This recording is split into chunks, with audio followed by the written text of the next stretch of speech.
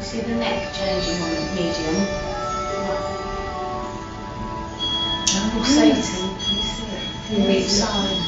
You mean sort of taller or? Almost like it's got pipes, vocal cord, you know, like full on to the side. Next. Yes, it's getting quite wide, isn't it? It's pulsating. Oh yes, it is. And it's interesting because as we talk about the phenomena, often it seems to then make it be more prominent by acknowledging it. Yes, it does. Bernard always presents quite dark featured, doesn't he? Sort of dark shimmery hair. Darker sort of presence. Sometimes when I sort of squint my vision, I know it's clairvoyant or objective, but I can see like glasses, a circular glass in the eye. I always see that, yeah.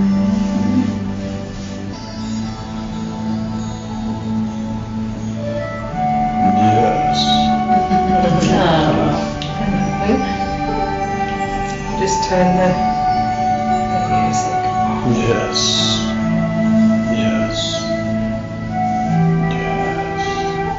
Yes, that's better. Would you like the light turned down slightly? Yes, please. We're having a few adjustments this evening. Okay. Is that okay? Yes, that's excellent, thank you. As long as you can still see my beautiful face, of course. Yes, we can. We welcome our new friends and thank you for joining us this evening. Thank you. Thank you. For you two have been carefully selected to join in the experiment.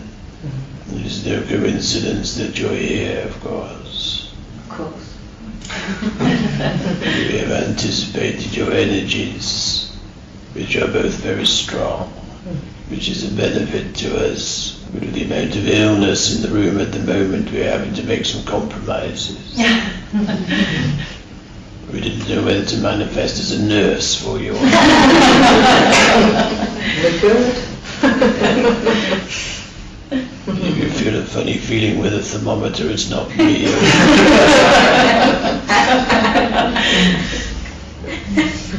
We've missed you. As we have you, of course, with your illnesses and things, but time is irrelevant to us. Yes. It's not to the same extent as it is to you. Yes, Or it would merely seem like a second ago to us that we were last conversing. Wow. Amazing. Would you like us to ask questions, Bernard? I thought you'd never ask. Yeah. I think that's becoming my catchphrase. Is there anyone who'd like to open up with a question? Yeah, I'd like to open up the question. Yeah, please. Bernard, my friend has asked me to ask this question because one of our friends' daughter has had suicidal thoughts and might have a negative energy that's around her or a spirit. I'm just wondering if you would know how we can help her best. There are many people that specialize in this type of area with attachments, particularly of a shamanic nature, where they actually celebrate an attachment in their culture. And there are many mental hospitals with people with attachments in them, where they are influenced by the attaching spirit. Attachments is an interesting discussion topic. Perhaps we should discuss that further before I answer your question. Thank you. Well, why do we get attachments? Is the interesting topic, really, isn't it? How does it happen in the first place? Yes. And I know several of you here have experienced attachments or know of people who have experienced attachments and have seen the change in personality and the anxiety and stress that emanate forth from them.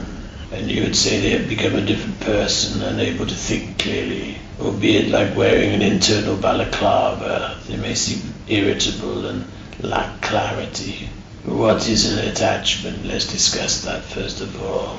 If we say it is an energy, a spiritual energy that is attached into the auric field of the individual. Are you all comfortable with that explanation? Can you say that again, Bernard? Sorry. It is a spiritual energy that is attached into the auric field Okay. of the individual. But there has to be some form of welcoming in. They cannot attach to you randomly. You're going to be walking down the high street and collect half a dozen on the way home. So is there three things like messing with a Ouija board or something like that? There can be a number of different factors. There is also an associated mental grief that the person is going through where they're desperately searching for help or answers, and they inadvertently open themselves up. And their subconscious is screaming out for help for something they're struggling with in their lives, albeit love and heartbreak or illness or stress or jobs or whatever it may be. But there is a mental weakness there that opens a doorway, if you like, into their auric field where they're inviting in help. And when the attachment approaches and says, I can help you, they welcome it in. This is not a conscious thing, this is in your subconscious. And they say, yes, I'm so desperate for help, I'll take anyone. So this is why attachments are formed around people who are slightly unstable or going through difficult periods of their lives. Sometimes it is simply confusion and anxiety where the attachment come in, but always it is them screaming for help mentally. And this is where a lot of your mental health issues come from, where people do not communicate their fears and woes. So then an entity is blended with your auric field and your energy, and it has upset your balance and your harmony somewhat, albeit like carrying a child in a backpack. So your frequency is affected, your ability to think clearly is affected. And of course the entity can be a number of different types of entity, with a number of different intentions. It can either be a loved one, a member of your family who's come to help you genuinely. People assume attachments are bad, but they're not. For what is the difference between us blending right now with the medium? I even in a sense an attachment that will leave at the end of the session. But I've come here with a different intention, you see. And the medium has welcomed me into his auric field to blend with me so I can talk to you. And he does it on the trust and understanding that I will leave again at the end and not sit in his car with him for the journey home. So can your guide not stop you or stop Your one of these gatekeeper. attachments? Your gatekeeper, or is that? Yes, you have free will though, you see, so you override your gatekeeper by asking for help. Right. Okay. Your gatekeeper saying, no, don't do this, and you're saying, I need help, come on in. The same thing can happen with abuse of alcohol or drugs, where mentally you crave something so strongly you override your gatekeeper. But always your gatekeeper is subservient to you, for you have free will to choose your path. No matter how wrong it feels, where your gatekeeper is screaming in your ear that this is wrong. Or as we discussed before, you may well go and get a low-level entity such as a jinn or an elemental and stand it in your auric field to make you feel a significant shift in your energy, to fill you full of fear and dread, yet still you go ahead. For alcohol or drug abuse takes no prisoners. So there are many reasons why an external entity may blend with you. And you protect yourself from a negative energy. Yes, of course. And you can ask it to leave at any point, for you always have free will, but first you must recognize that you have it. And it is a very simple exercise. If you go into meditative state and scan your auric field and look for a black dot, and then liken this to a telegraph wire attached to your auric field, but it is not blended with you and not attached elsewhere. And then you follow this telegraph wire back to whence it came, and you basically break that connection and push that telegraph wire all the way back to wherever it came from. And you might be alarmed or amused even to see who they emanate from. And sometimes the attachment will go through a person. So there'll be someone who acts as a carrier, maybe for a rescue or something of that nature. But energetically, someone you come into contact with can bring that attachment into the room for you for the purposes of good reasons, such as enabling a rescue so that an earthbound entity may go home.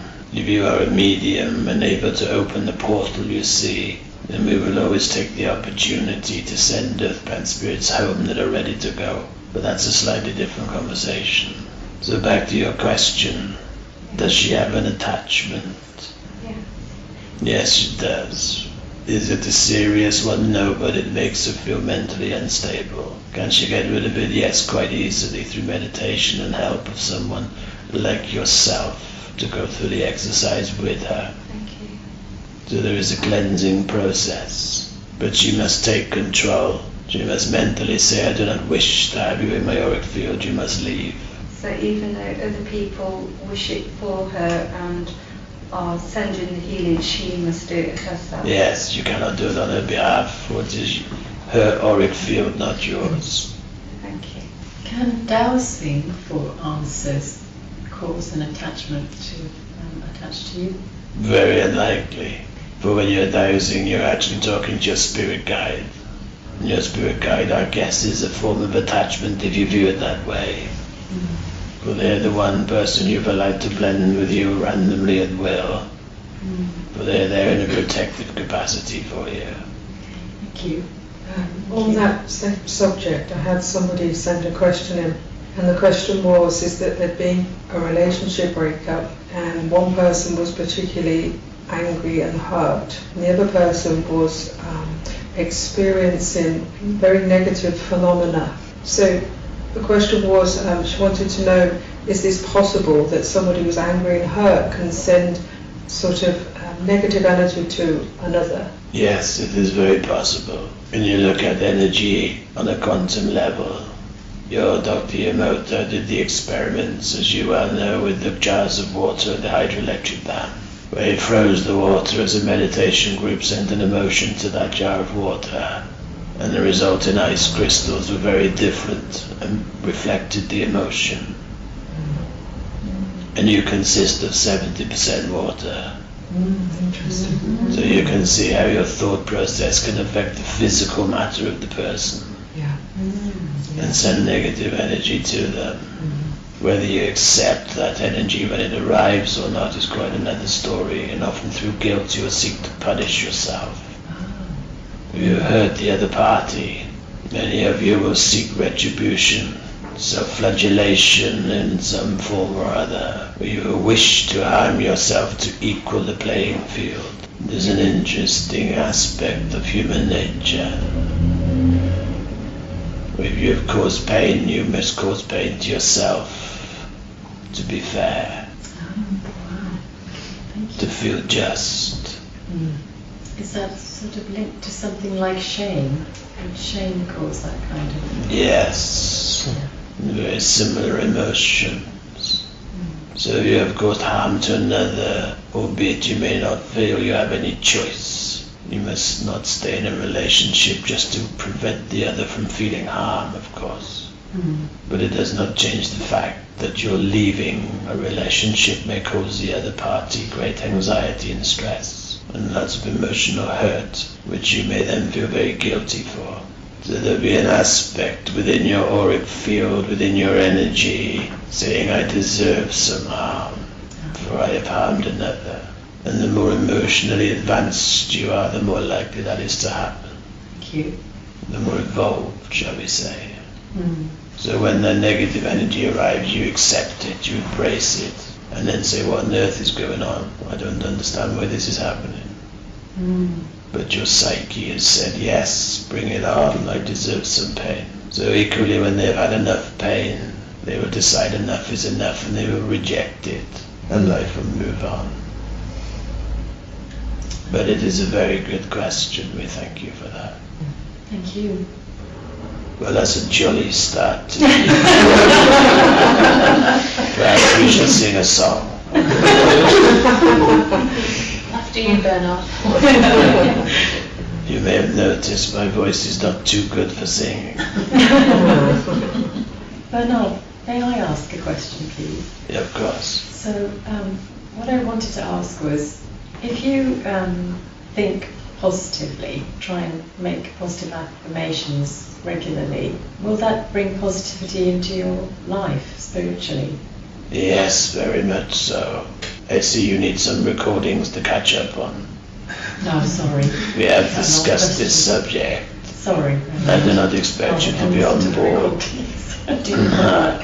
Yes, there is some homework for you, I'm afraid, my dear. But I will reiterate for you and for others who may well only come across this recording later on. But this is the basic universal law of manifestation. You're on the edge of an expanding vast array where your whole world manifests for you in accordance to your feelings. Mm-hmm. And the very important factor here is to understand that you create your own reality based on how you feel, not how you think. Mm-hmm. For you think the opposite of how you feel. So the answer to your question is yes and no, you're nearly right. It is not having positive thoughts, it is having positive feelings. Thank you. Because feelings are your vibrational energy. And if you're giving off a positive vibration, you'll attract the positive vibration. I see. Yes. But consider this, for example, let's say your thoughts are, I would like to find true love with a partner, which sounds very embracing and positive, doesn't it? But the reality is you are feeling the lack of true love. If your thoughts, if you're thinking, I want true love, then you are surely feeling the lack of true love.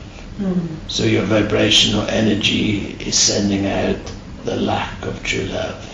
So the universe will say, have some more lack of true love. It is a bit like your dating game. Have you ever noticed, as soon as you've found yourself a partner, then everybody wants to go out with you. But when you're single and desperate for a partner, you cannot get a date. Yes.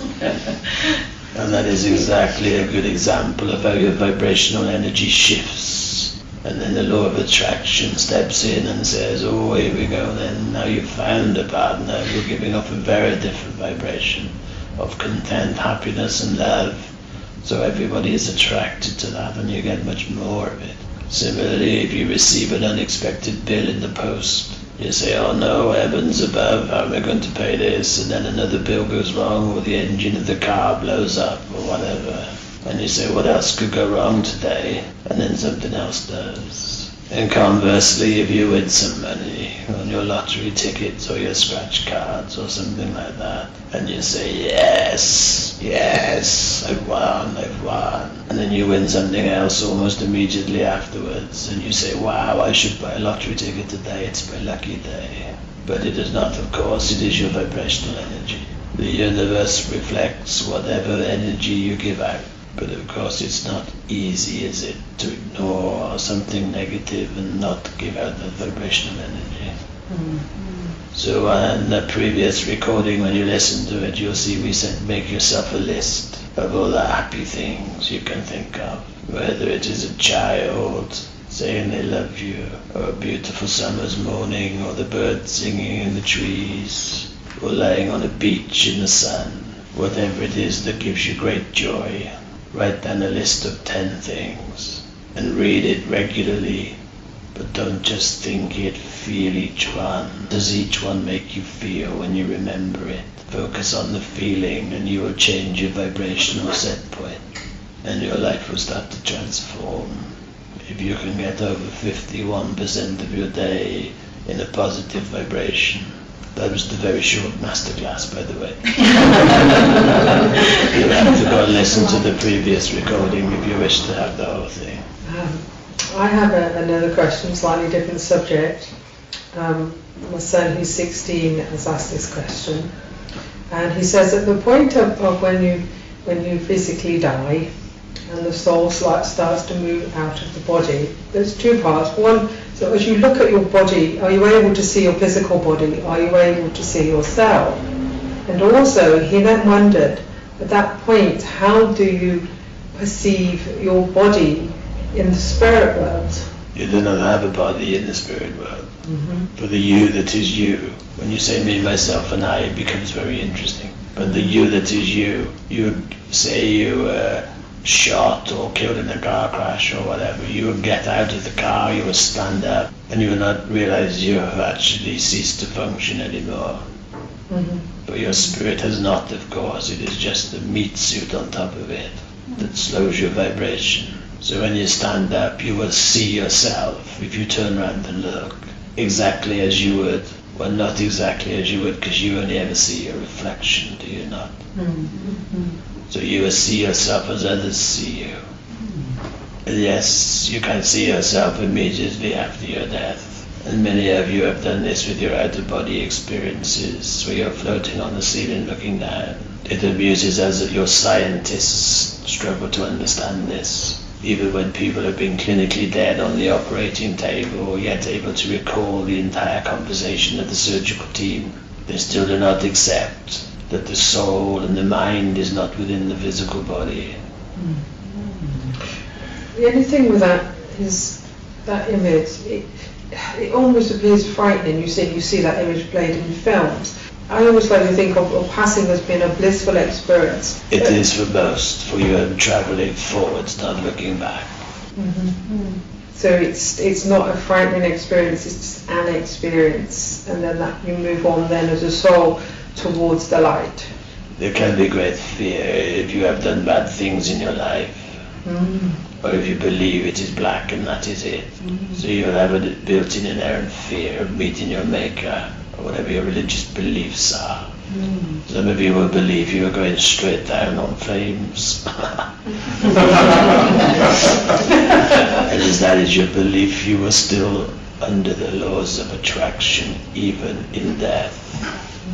Before you leave this dimension of frequency, you see. For in this dimension, even without your body, without your meat suit, as we call it, you are still bound by the laws of its dimension.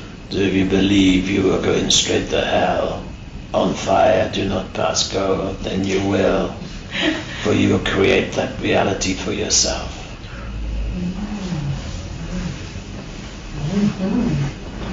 Thank you. Thank you. That answers another question for you, doesn't it? And the next one is, does the devil exist? Does he? Answers on a postcard. It is the same thing. If you believe he exists, then you manifest him. So how do you get out of that as your guide, sort of trying to... It will take time before you start to realize that this is your own manifested existence. And you will gain wisdom and knowledge still with your guide working with you. You will be in a half world, not one or the other. You'll be halfway between the two, which some of you would call purgatory, where you create your own living hell. Again, you will feel the need to punish yourself, this part of your psyche. So you create your own prison.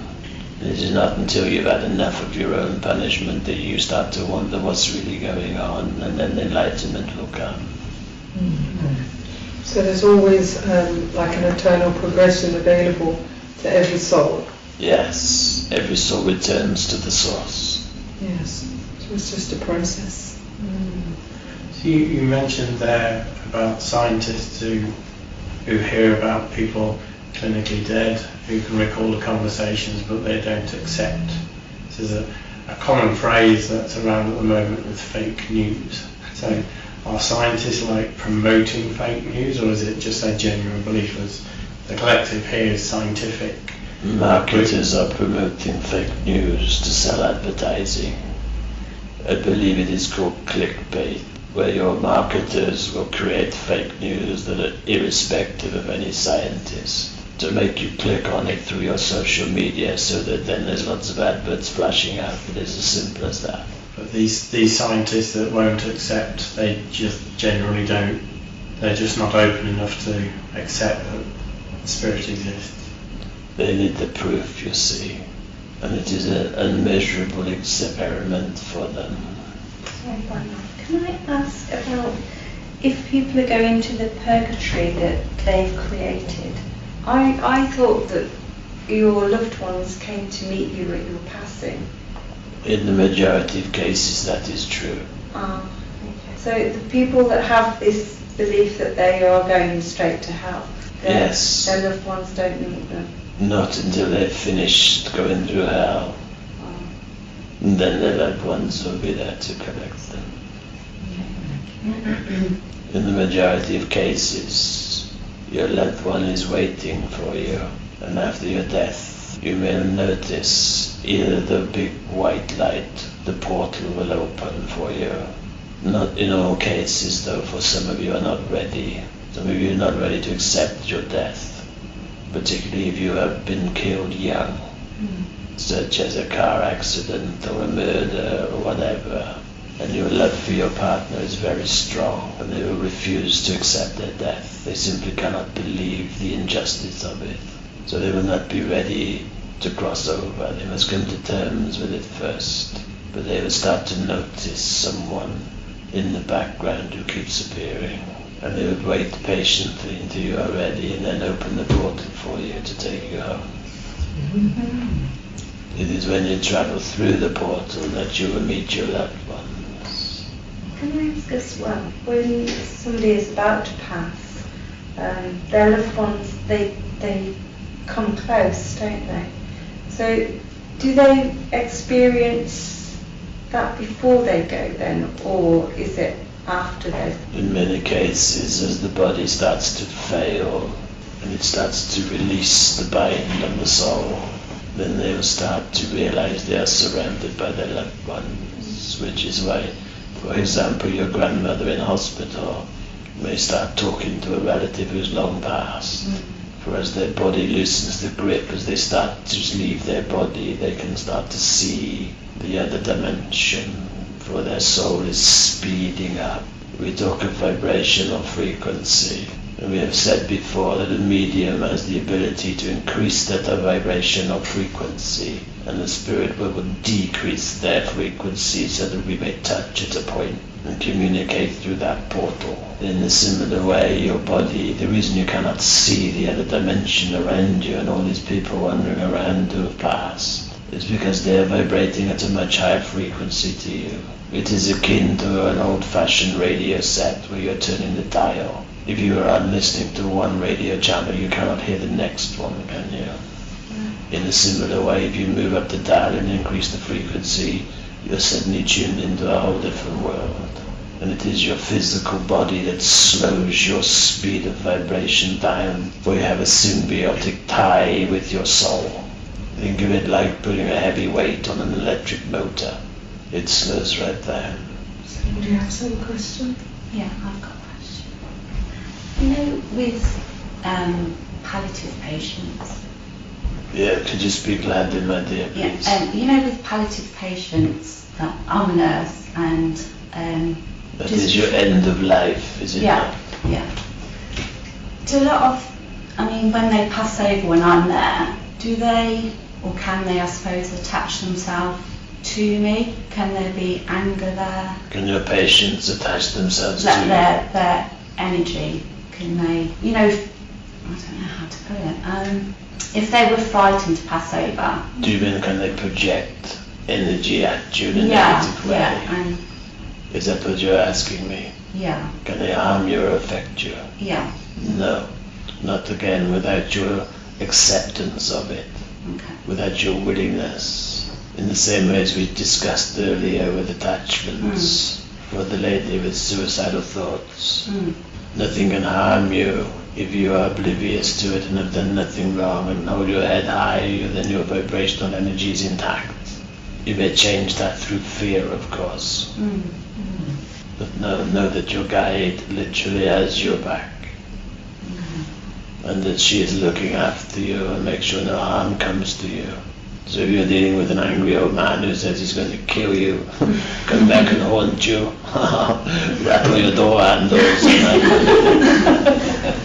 It's just that I'm with end-of-life patients most days, and you know, when you're doing their drugs and the syringe driving and stuff, and then they pass over, you think, well, I'm the last sort of person they saw, and you just often wonder what their afterthoughts are. The majority of times they're extremely grateful, for they realize, of course, that you are caring for them, albeit they may have been confused and fighting you at the time. Yeah. As soon as they have passed, all their confusion will go with their dementia, etc. Yeah. All of that will be alleviated, for they will be mended and they'll be whole. But they no longer have the physical attributes hanging on them, affecting them, you see. Yeah. So once they have released the meat suit, then they are whole again. And they will not feel any anger, only love for you for helping them. Okay, thank you. Bella, can I ask a question? Can I go back to the attachments that we were talking about in the auras? Yeah. So you sort of said if we request, or you can ask them to leave. Do they have to leave when the affected person asks? Yes, but the affected person must mean it with intent. Right. Not say, oh, go on and leave. Ooh, I don't care. There has to be some serious intent involved. And there can be rituals and things. Many of your shamanic tribes recognize attachment as a spiritual development. And they celebrate it. And the whole village will come out. And they will sit with the affected individual and they will hold a ceremony to ask the attachment to leave. But of course it is always the victim of the attachment that must be the main participant in that. But they have the belief and support of the rest of the village to face up to it. Bernard, on attachment subject again, are children more vulnerable to having attachments? That is a very good question. Not ordinarily. Okay. There can be sometimes particularly troubled children for exactly the same reasons of emotional angst, but can be susceptible to attachments. Okay. But as the majority, if we talk about the normal circumstances, then no. Okay. For they do not have the thought processes to open the doors. Okay. And how would you suggest, if there was a particular child that has had a traumatic start and is experiencing some elements of contact with an unknown source, particularly when he's in bed, how would you advise to start to... I would suggest firstly that you bring the child into contact with someone sensitive, such as the lady here, Claire. Mm-hmm. Someone who has a very good intuition and can sense attachments. Okay. That would be your first point of call to identify whether the child is just very naughty and plays up, or maybe mentally disturbed, or whether they actually do have an attachment or not. If they genuinely do have an attachment, then again, you can help the child by going through the process. And the process of asking the attachment to leave. Okay. The difficulty may come in where the child has befriended the attachment. Yeah, this particular child wants an attachment, but it is with a loved one that he has lost. Right. There are groups that specialize in this kind of work, you see. Okay. For the loved one is kind of abusing their rules, really. So there is a reasoning process for all parties concerned. You have to look, there's sometimes bigger pictures going on, you see. Yes. And it is not always our job to interfere. Is there harm being caused to the child? Because the child is aware, maybe they have a very enlightened spiritual path and this is an early step process on it. Okay. So there can be many different aspects of reality as to why things are happening. There is no simple answer to your question, I'm afraid. Thank you. Each case must be assessed on its own merits. So I know we hear your voice, Bernard, but how many are in the team immediately working through you this evening? Too many to count, really. We have to understand how we blend together. Mm-hmm. But it is a little bit like your frog spawn, where we collect, and each little element has the black dot in the center, though we're not black in the center, but just as a metaphor, so that we glob together and share and blend, and then we became a single entity.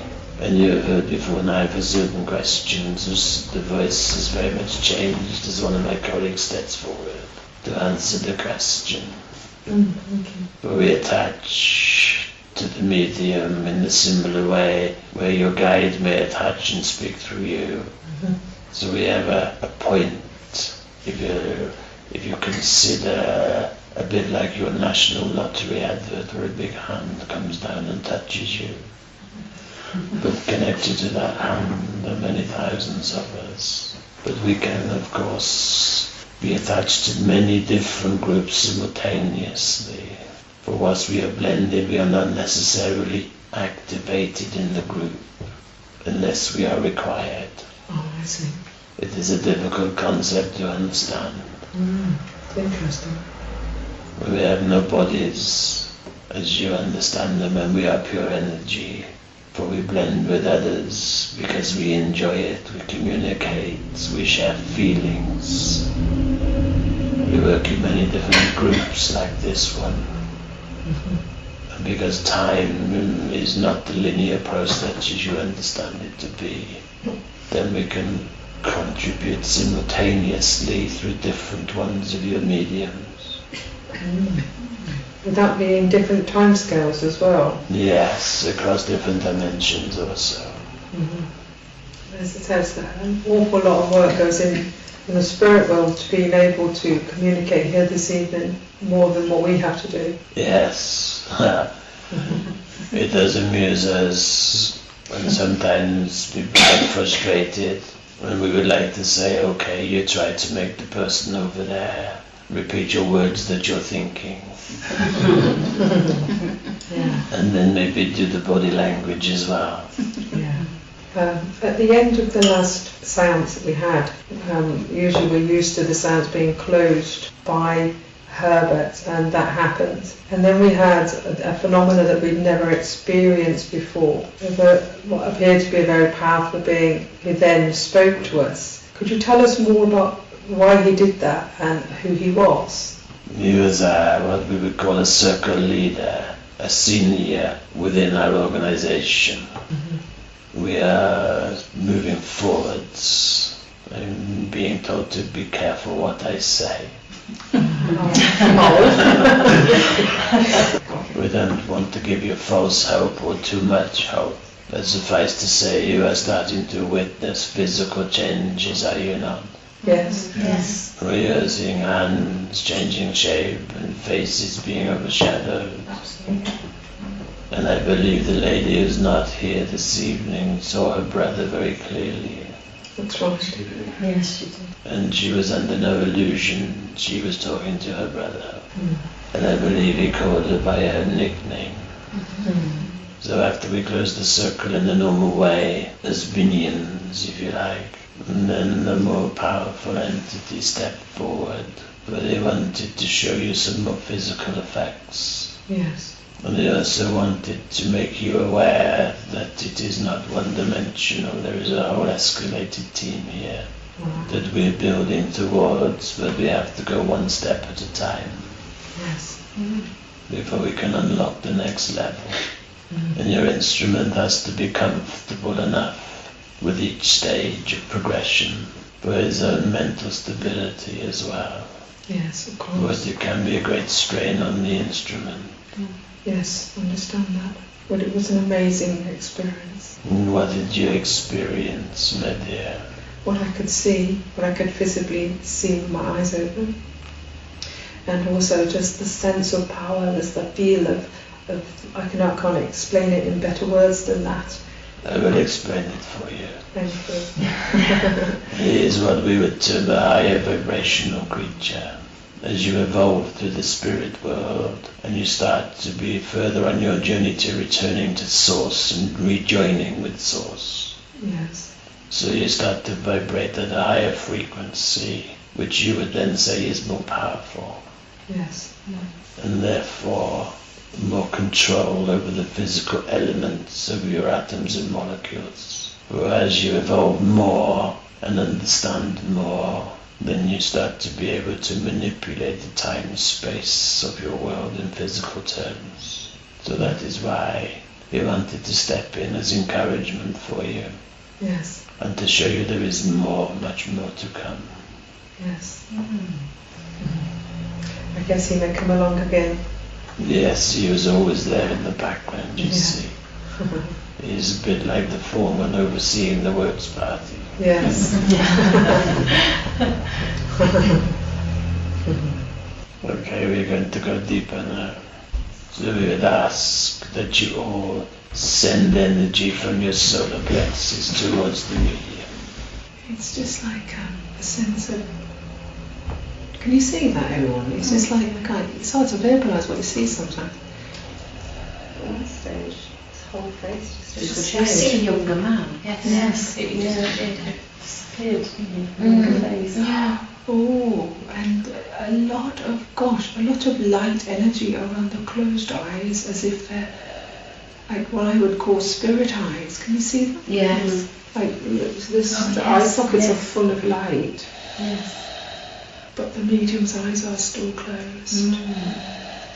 very dark eyebrows, dark hair. Yeah, shiny black hair. Yeah. Now bearing in mind our medium's got pure white hair. Yeah. Yeah.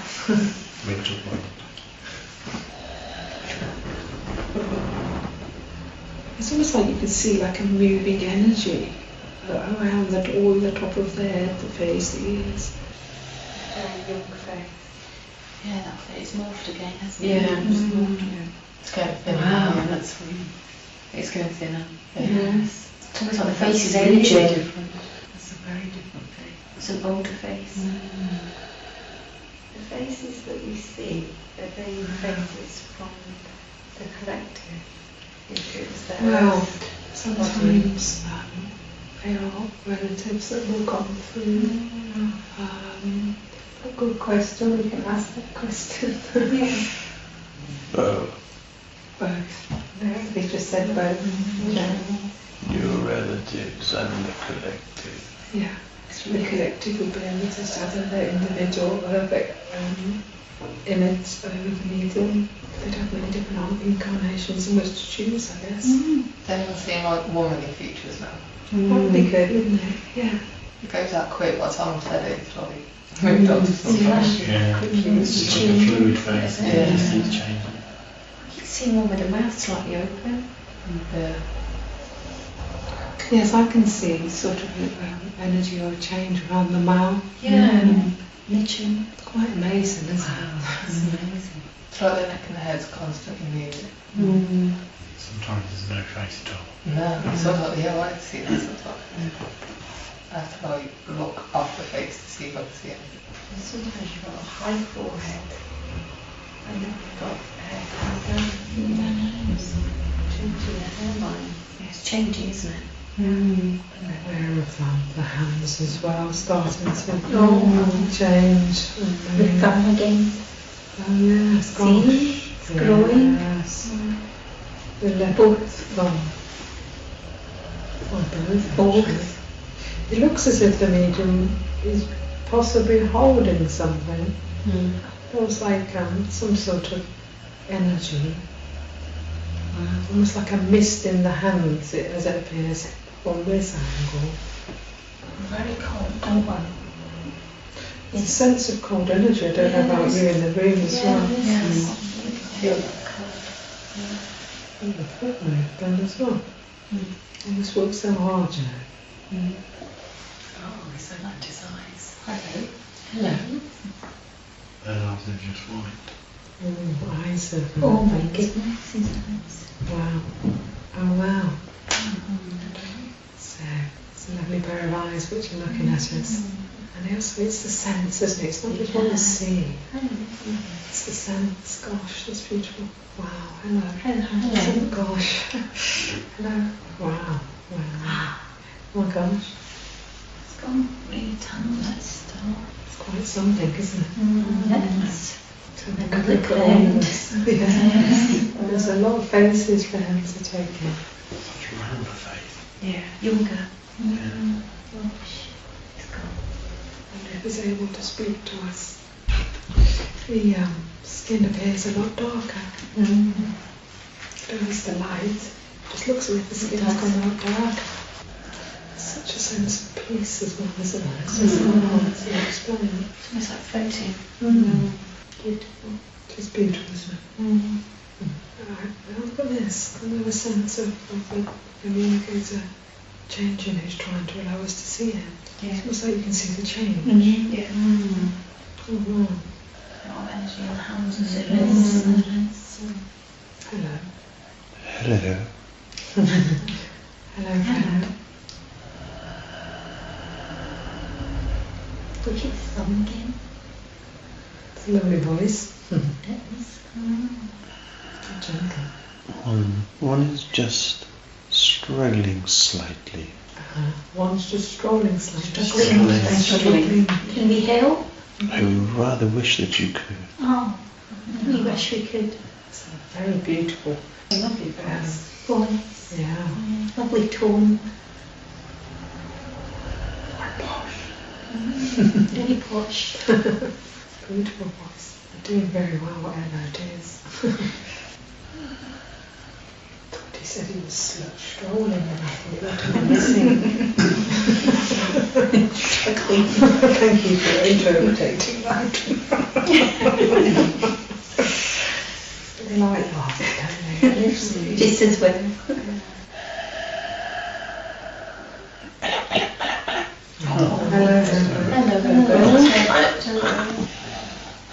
Yes, yes, yes, yes. Oh, yes, yes. He's back. He's back. Too many people tonight, Herbert. Yes, yes. Oh, poorly. I've got my mask on.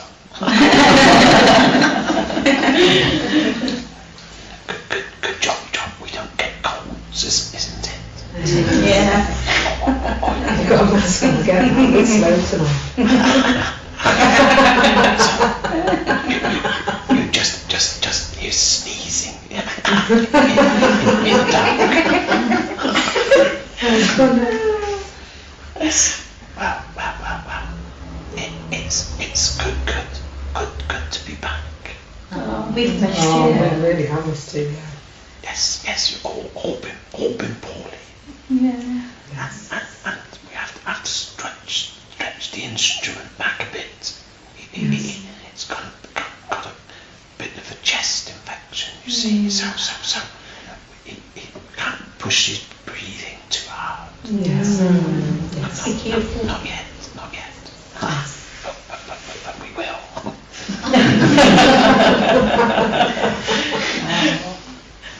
Yes, the faces.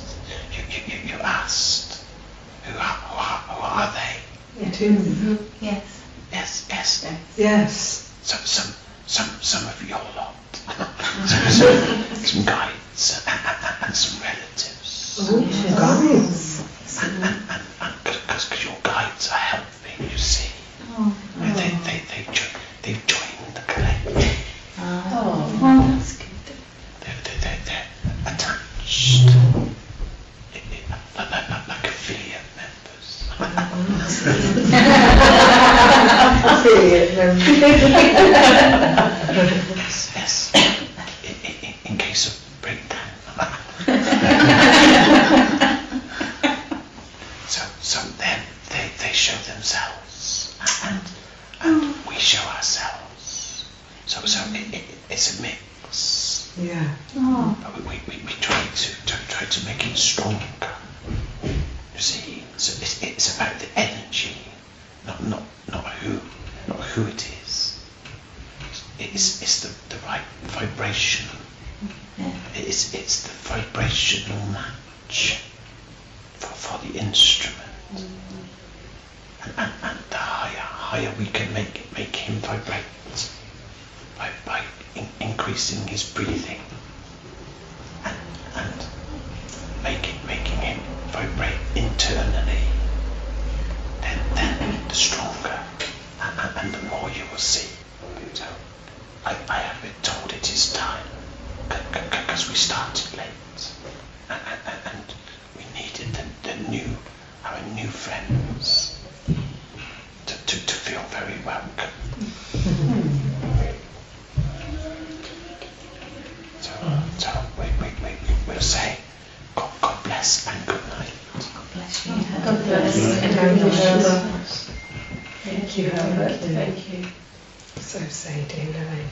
Herbert, I've got to say, Herbert always comes through at the end of the serve. You don't have to use time. He just tells us when to finish.